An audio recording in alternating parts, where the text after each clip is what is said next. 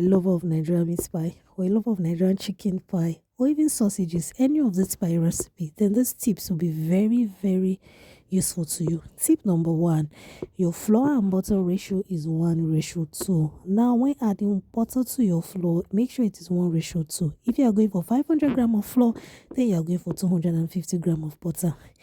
Tip number two, add cold water a little bit. If you are using cold water to mix your pie or you are using milk, as advised that you add a little bit. This will prevent your dough from being soggy and you won't mix it too much and cause your dough not to come out good. Whether you are baking in an oven or you are baking in a pot, if you are baking in a large batch, it is advisable that you mix your dough in little bits. So tip number three is mix your dough in small quantity. That's for large bags. Mix in quantity. Don't get carried away and want to mix all of them at once, especially when you're adding in your water. Mix in small batches. You can roll them in a film and keep them in the fridge, or just keep them like that in a bowl and add water in little bits if you do not have a fridge nearby.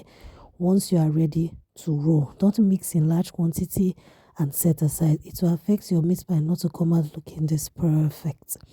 Now, when using your pots to bake, there is a final tip I'll give you that will cause your baking to be faster. Normally, baking with pots takes time, but if you are baking with your pot, use foil to seal in the heat further.